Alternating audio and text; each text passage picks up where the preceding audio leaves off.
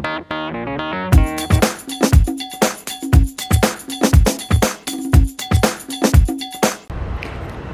everyone, today is April 4th and I just wanted to do a garden update kind of thing, walk around. Got a lot of stuff done yesterday and just wanted to kind of document the process. So right now you are looking at my 38 tomato plants, which even though it doesn't look like they're getting taller, they are. This bed is getting bigger and bigger by the day, so I'm super excited about that. We have some corn that is finally looking like it's getting somewhere. And right around here, there are 1, 2, 3, 4, 5, 6 banana pepper plants. So we're gonna have some banana peppers. Right along here, these 4 little green dots are broccoli, and these 4 are Brussels sprouts. On the left there are red potatoes, which I can't remember the exact name of them, and then I think these are gold Yukon, something like that. I'll have to look at my book, but you can see the difference. Like, these are good, like up probably half of my leg. These over here are a lot smaller than the others. So, don't know if it's just the difference in variety or if one part of the bed gets more sun than the other, but I think it's cool to kind of look at the differences like that. So now you are looking at my green onions, and yesterday, without thinking, I clipped most of them back for dinner and did not take a video of what they looked like beforehand, but I have noticed that the ones that were planted, if you watch my video, I'll put a link in the description, that it has shot off a second stem as well as this one. And something mysterious happened. One of mine that was over here like disappeared, like completely eaten to the ground, and there was like no trace of it. So I don't know what happened. I think something got out here, got a taste of it, and was like, ew, that's gross, and hasn't bothered the rest of it. So I'm hoping it stays that way. Now we're looking at the pitiful white onions. They are being attacked by snails, and I haven't put a beer trap out yet. I tried doing coffee grounds. It worked for about a couple days, and then they just came back and have mowed down probably 20 of my poor little onions. But it also floods back here when it rains, so it's been flooding a little bit. So there's a patch missing right about here and another patch missing right about there. Now you are looking at cucumbers. These are the straight 8 variety.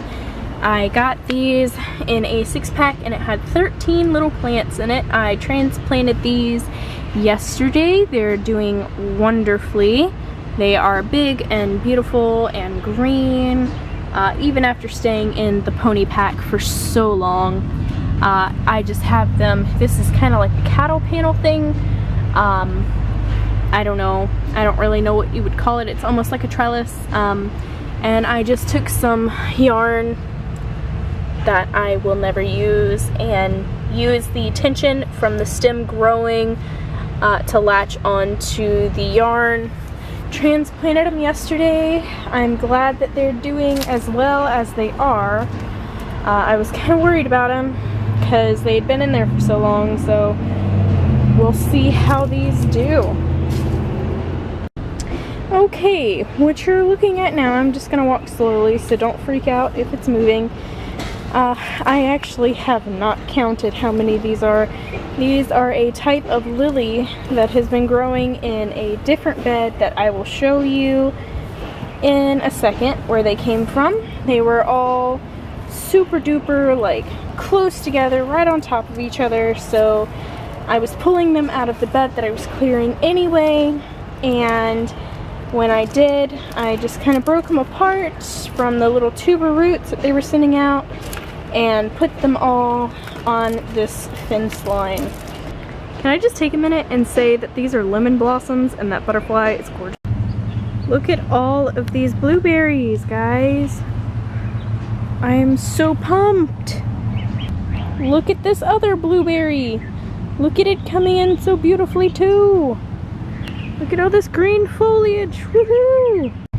Okay, now on to our very first grapevine.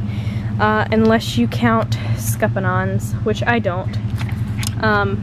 But look at this pretty, gorgeous new growth on it.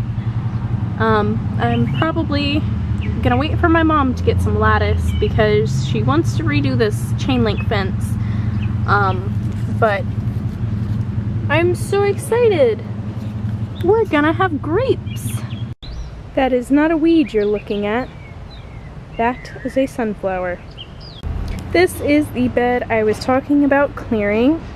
This is the one that I want to use for my loofah plants because it's big, it's sturdy, and I think it will support everything I'm looking for. So, literally my arch nemesis can't grow lettuce. I have a couple of them that are alive, you know, other ones that are not so much. I don't know what happened. They've been on my porch. I've been watering them, not making them too wet, not letting them get too dry, and I think something's been in here digging at them because I had them spaced in a in a very specific way, and now they're just everywhere. So I think something was in here messing with it, and it's irritating because I cannot grow lettuce. And that's the one thing I really want to grow because it evades me. My zucchini is not looking too great. I have not had a chance to transplant them. So they're kind of looking a little bit down. They need a pick-me-up, so I'm gonna doctor them up before I, oh, that's not good. Gonna doctor them up before I transplant them. Same with the okra. I think the sun is just getting a little bit too intense for this area. Also with the basil, because it's also suffering quite a bit. Thank you, Blue, for getting in my shot. Whatever. On the bright side, my aloe vera plant is getting a pick-me-up from being exposed to the sun after spending all winter in our house.